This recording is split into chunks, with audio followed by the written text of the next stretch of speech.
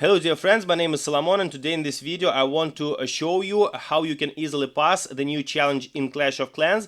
As always, I will briefly explain you the main steps that you have to make to pass the challenge, and then I will do a live attack, so you will see all these steps in action. I want to say that this challenge is not easy, but I managed to pass it with some spells swagged, and if you repeat my method like the same as I do, you will be able to pass this challenge easily. And besides that, in this challenge we will have a first look on the new epic equipment for our minion prince. I cannot tell you all the details about this equipment, but we can test it and see how it works. All details in the video. Let's go.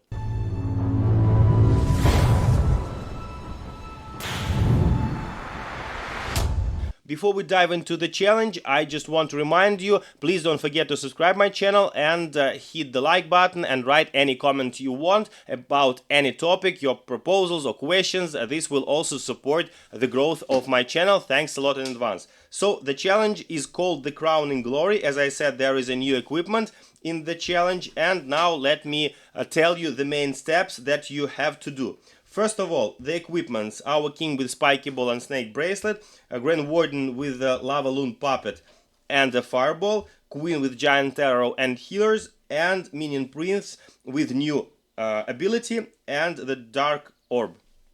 So what we need to do, we need to destroy all these sweepers, and if we send our queen from the top, she won't be able to reach the sweeper, but there is a Tesla on top, so we need to activate it with a loon and then send our queen. After that we recall her to send her here on the bottom.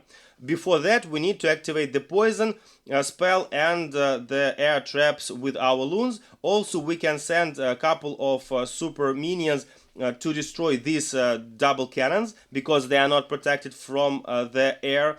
And we need to destroy the core of the base with our Grand Warden ability with his fireball.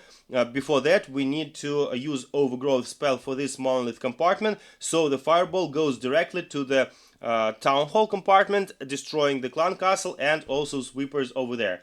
Then we send our dragons with minion prince from this compartment, but we need to send the minion prince a little bit later, so he is not coming in front of the dragons, because he need to absorb the lives of the troops that are dying around them. About the equipment, how it works, I will briefly discuss with you at the end of the challenge.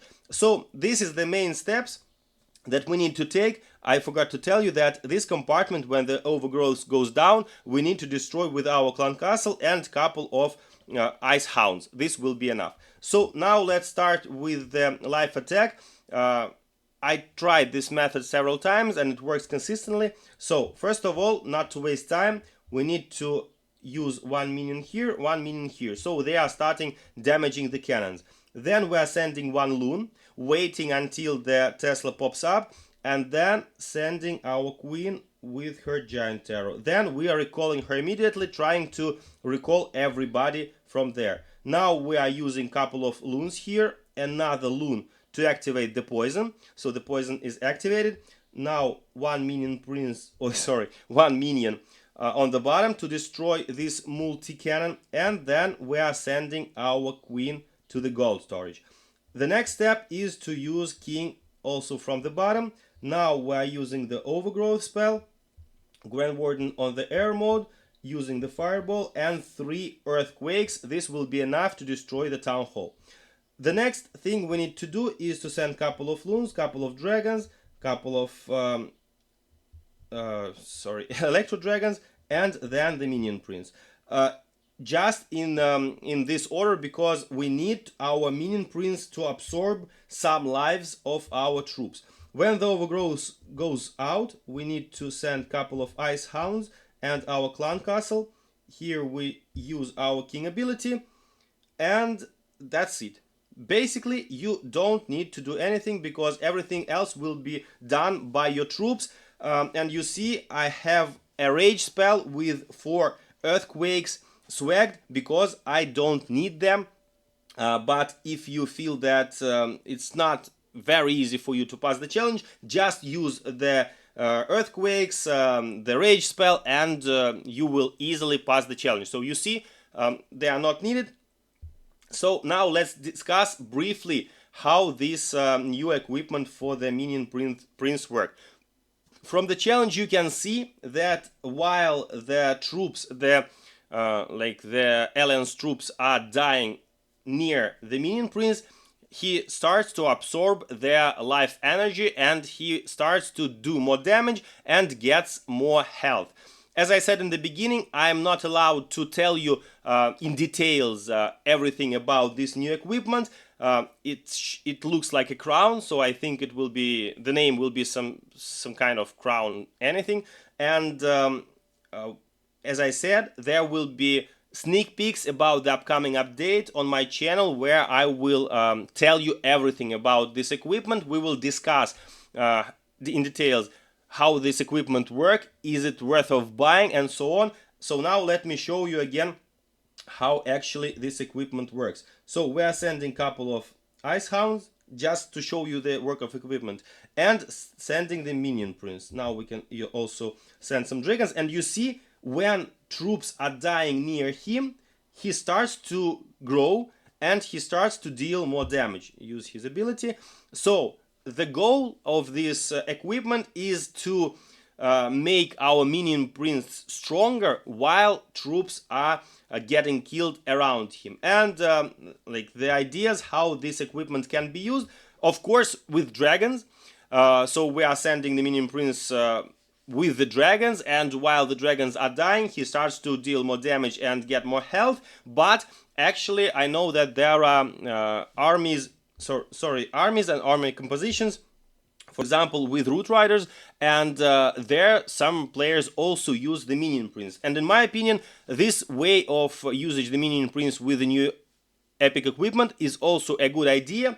But first of all, we need to understand if this equipment is worth of upgrading from the beginning. I mean, sometimes the equipments are released and they are not very great, and because of that, my opinion about this equipment, of course I will tell in details you in the sneak peek videos, but anyway, in my opinion, you should buy the equipment, but don't invest the ores just from the start, because sometimes from the start the equipment is overpowered, for example, and it gets nerfed through some time, and from the beginning there are not a lot of armies using the new equipment. But when the time passes, players start to create armies with the equipment, and after that you can understand that actually the equipment is good and it's worth of investing the ores. The same thing happened with the Giant, for example. When it came out,